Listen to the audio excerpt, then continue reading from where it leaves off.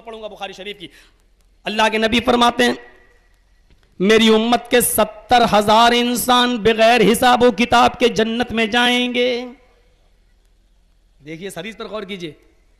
میری اس امت کے 70,000 افراد بغیر حساب و کتاب کے جنت میں جائیں گے. صحابہ میں چرچے ہونے لگے 70,000 آدمی کون سے ہوں گے حساب و کتاب جن سے نہیں لیا جائے گا. ارے ہم تو نہیں ہوں گے, ہم تو پہلے کافر تھے بعد میں اسلام لائے, ہم نے تو کفر دیکھا ہے بعد میں مسلمان نہیں, ہم نے دوسرے دن اللہ کے رسول نے پھر اس کی وضاحت فرمائی. آپ نے فرمایا کچھ لوگوں میں چرچے ہو رہے ہیں کہ 70,000 آدمی بغیر حساب و کتاب کے وہ کون ہوں گے جو جنت میں جائیں گے. اللہ کے نبی فرماتے ہیں میں بتاتا ہوں وہ 70,000 افراد کون ہیں جو جنت میں جائیں گے. فرمایا الذین ھم لا یتطیرون, جو بدشگونی نہیں لیتے ہوں گے. بدشگونی سمجھتے ہیں؟ عرب کے اندر ایک پرندہ کسی آدمی کو کوئی کام کرنا ہوتا تھا, یہ کام کروں یا نہیں, اس میں فائدہ ہوگا یا نقصان, تو وہ ایک چڑیا لیتا تھا اور چڑیا کو اڑاتے تھا, چڑیا پکڑ کے اڑاتا تھا. اگر وہ چڑیا وہ پرندہ دائیں طرف بھاگتا تھا تو کہتا تھا نہیں میرا کام ہوگا, دیکھو دائیں طرف بھاگا ہے. اور اگر وہ چڑیا وہ پرندہ بائیں طرف بھاگتی تھی تو کہتے تھے نہیں ہم یہ کام نہیں کریں گے. یہ بدشگونی ہے. جیسے کوئی کام منگل کو بگڑ گیا, ارے چلو اگلے منگل کو پھر کیا پھر بگڑ گیا, اگلے منگل کو پھر کیا پھر بگڑ گیا. اب آدمی کہتا نہیں اب میں منگل کو کام ہی نہیں کروں گا. اب میرے ساتھ ایک حادثہ ہوا ہے, لوگ کہنے لگے تم چھوڑ دو مولانا. میں نے کہا کیوں چھوڑ دوں؟ میں نے 4 نکاح پڑھائے ہیں اب تک اپنی زندگی میں اور چاروں کو طلاق ہو گئی. اب آدمی کہتا مولوی صاحب اب مت پڑھاؤ, تمہارا نکاح پڑھایا ہوا طلاق ہو جاتا. اب میں یہ سوچ لوں نہیں آپ میں پڑھاؤں گا تو طلاق ہو جائے گی, یہ بدشگونی ہے. بس قسمت میں تھا ہو گئی, میں کیا کر لوں؟ غلطی تو تیری ہے, تو نہیں رکھ پایا اپنی بیوی کو صحیح سے, تو اس میں کیا کر لوں؟ میرے نکاح پڑھانے میں غلطی تھوڑی ہے, تیرے رہنے سہنے میں دقت ہوگی, تکلیف ہوگی, اس میں ہم کیا کر لیں؟ اور چاروں خوش ہیں کم بخت. یہ بھی نہیں کہ سب خوش ہیں, لڑکیاں بھی خوش ہیں لڑکے بھی خوش ہیں, کہتے ہیں بہت اچھا ہوا. کہ وہ لوگ سمجھتے ہیں کہ جرجیت صاحب کی وجہ سے آسانی ہو گئی, اگر کوئی اور نکاح پڑھایا ہوتا تو ہم پھنس گئے ہوتے. کچھ لوگ آسانی بھی سمجھتے ہیں. تو یہ بدشگونی ہے, بدشگونی. جیسے کوئی حج کرنے جا رہا ہو, راستے سے بلی راستہ کاٹ کے چلی جائے, حاجی صاحب واپس آ جائے, بیوی پوچھے کیوں کیا ہوا, کہ بلی راستہ کاٹ گئی. یہ بدشگونی. فرمایا الذین ھم لا یتطیرون, جو بدشگونی نہیں لیتے ہوں گے. کون سا منہ لے کے صبح اٹھا تھا بے ابھی تک؟ کیا دیکھ لیا تو نے صبح سے؟ آج کوئی ایک مزدور نہیں, ایک گراہک نہیں آ رہا میری دکان پہ. یہ بدشگونی. الذین ھم لا یتطیرون, جو بدشگونی نہیں لیتے ہوں گے.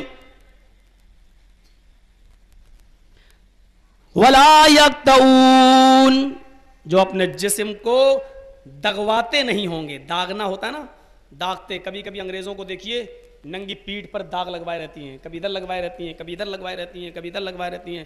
اور عشق کے دیوانے لوگ اپنی محبوباؤں کے نام کھرچ لیتے ہیں, محبوبائیں اپنے عاشقوں کے نام کھرچ لیتی ہیں, جو کبھی نہیں مٹتا ہے, دکھاتی ہیں. داغ لگوانے والے, نل جو نہیں لگواتے ہوں گے, لگوانے والے نہیں, جو نہیں لگواتے ہوں گے, جو بدشگونی نہیں لیتے ہوں گے, اور جو اپنے جسم کو دغواتے نہیں ہوں گے, یہ لوگ بغیر حساب و کتاب کے جنت میں جائیں گے. اور تیسرا ولا یسترقون, جو جھاڑ پھونک نہیں کرتے ہوں گے. جھاڑ پھونک اگر قرآن سے ہے تو جائز ہے. سن لیجئے گا مسئلہ. میرے سامنے اگر آپ آتے ہیں جرجی صاحب میرا بیٹا بیمار ہے, میں بیٹھ گیا الحمدللہ رب العالمین الرحمن الرحیم قل اعوذ برب الفلق قل اعوذ برب الناس, اگر پڑھ کے ہم دم کرتے ہیں, آیت الکرسی پڑھ کے دم کرتے ہیں, تو جائز ہے.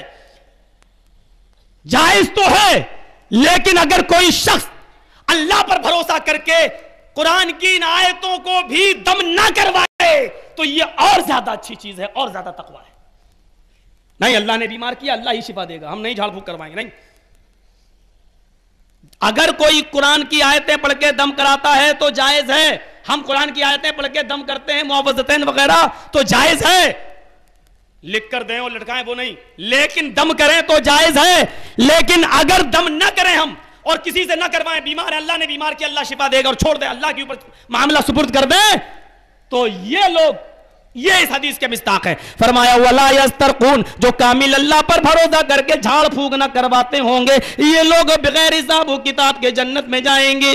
اب کیا ہوا؟ جو بدشگونی نہیں لیتے ہوں گے, جو اپنے جسم پر داغ نہیں لگواتے ہوں گے, اور جو جھاڑ پھونک نہیں کرتے ہوں گے, یہ لوگ بغیر حساب و کتاب کے جنت کے اندر جائیں گے. یہ اللہ کے رسول نے جیسے ہی بیان کیا، ایک صحابی اٹھے، ان کا نام عکاشہ تھا، کہنے لگے اللہ کے رسول میرے لیے دعا کریے کہ اللہ مجھے بھی ان 70,000 لوگوں میں سے کر دے، اللہ مجھے ان 70,000 لوگوں میں سے کر دے۔ اللہ کے نبی نے فرمایا آئے عکاشہ تم انہی لوگوں میں سے ہو، جاؤ تم بھی 70,000 لوگوں میں جو بغیر حساب و کتاب کے جنت میں جائیں گے، تم انہی میں شامل ہو۔ جب اللہ کے رسول نے عکاشہ کے لیے کہا تو ایک اور صحابی اٹھے، کہنے لگے اللہ کے رسول میرے بارے میں بھی کہیے۔ اللہ کے نبی نے کہا سبقک عکاشہ، عکاشہ تم پر سبقت لے گیا، یعنی اب میں سب کے لیے دعا کروں گا تو سبھی یہیں 70,000 تو یہیں ہو جائیں گے۔ یہ تو قیامت تک کے لیے ہے، 70,000 افراد میری امت کے جنت میں جائیں گے بغیر حساب و کتاب کے۔ تو میرے بھائیوں، یہ توحید کا فائدہ ہے کہ انسان جب توحید اس کے اندر آتی ہے تو وہ قرآن کی آیتوں تک کو اپنے اوپر پڑھ کے دم نہیں کراتا، بلکہ اللہ پہ بھروسہ کرتا ہے۔ توحید انسان کو اللہ کے قریب کر دیتی ہے اور شرک انسان کو اللہ سے دور کر دیتا ہے۔ تو یہ اتنی سی بات کافی ہے، آگے چلیے 10 چیزیں بتانا ہے مجھے۔ دوسری چیز نوجوانوں تمہارے لیے